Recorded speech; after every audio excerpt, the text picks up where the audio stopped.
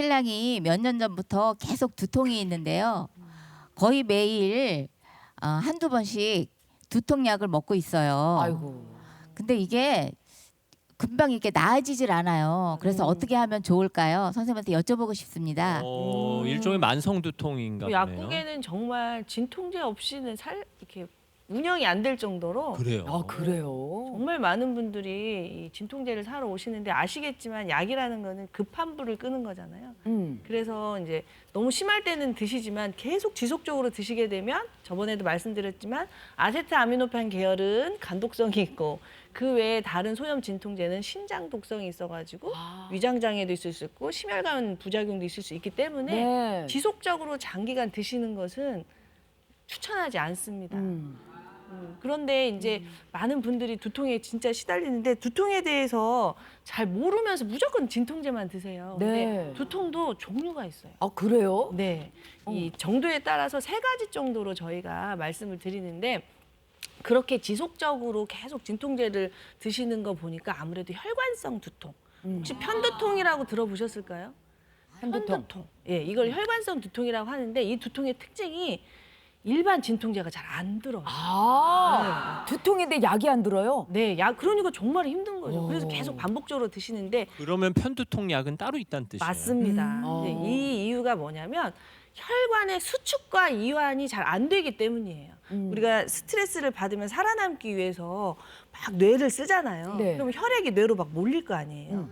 근데 혈액이 없는 상태에서 막 신경을 쓰면 혈액을 막 끌어당겨야 되죠. 그러니까 혈관이 막 수축이 되겠죠.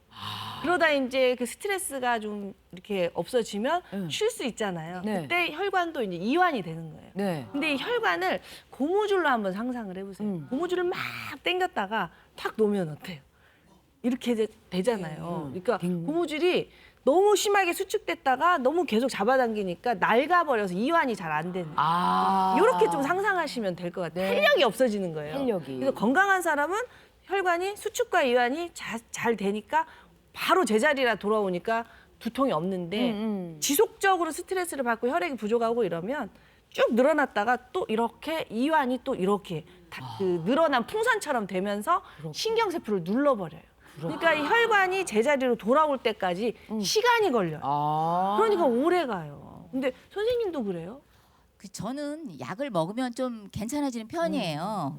근데 이제 남편은 약을 먹어도 말씀하신 것처럼 두통이 가라앉질 않아요. 그래가지고 조금 있다가 막 구토도 시작되고 밥도 못 먹고 그러니까 위장장애도 약간 일어나는 것 같아요. 맞아요. 그러면서 나중에는 막 걸음 걷는데도 막 어지럼증이 있어가지고 큰일이다. 엄청 아마 걱정이에요. 제가 말씀드린 것처럼 혈관성 두통일 확률이 높거든요. 이런 경우는 일반 진통제를 듣지를 않고요. 혈관 수축을 완화시키거나 또는 너무 늘어난 혈관을 약간 수축시키거나 이런 교감신경 안정제나 뭐 이런 걸 드셔야 되니까 병원에 가셔서 진단 한번 해보셔야 될 것 같아요. 그래야 될 거 아니에요. 정확한 진단을 받으시는 게 네. 필요하겠네요. 네. 계속 진통제만 드시면 몸만 나빠지니까. 근데 이제 선생님 같은 경우는 드시면 계속 드시는 게 아니라 좀 잘 가라앉는다고 했잖아요. 네. 이게 이제 가장 보편적인 긴장성 두통. 이게 이제 약 먹고 듣는 두통은 가벼운 두통인데 이것도 굉장히 힘들어요. 그 드라마 같은 데 보면 이렇게 딱 머리에 딱 붙잖아요. 띠 이제 이게 나오잖아요. 우리가 스트레스 받으면 근육이 딱 수축을 하는 거죠. 이게 막 뒷목도 땡기고 막 승모근도 땡기고 막 그러니까 이렇게 뭔가 조이는 것 같고 이러니까 이제 그런 걸 딱 하면은 그럼 그게 효과가 있는 거예요? 실제로 효과가 효과가? 효과가 있죠. 근데 일시적이죠. 일시적으로.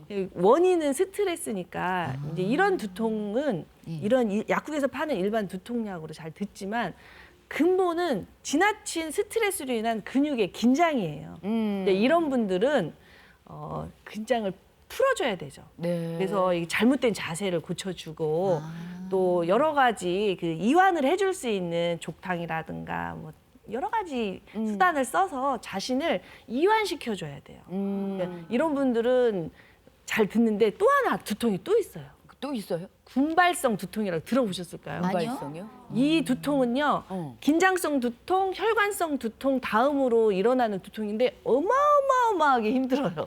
이거는 또. 예, 이거는 신경세포에 이상이 있는 이거는 어떻게 원인도 명확하지가 않아요. 그리고 이거는 여자보다는 남자에게 훨씬 많죠. 혈관성 두통은 여성들에게 훨씬 많고, 근데 이게 바늘로 막 쑤시는 듯한, 어떻게 표현도 못해, 타는 듯하다고 해서 일상생활에 불가할 정도예요. 맞아요. 이 두통만 있는 게 아니라요. 막 콧물, 눈물, 땀같이 자율신경계 이상 증상이 동반이 돼요.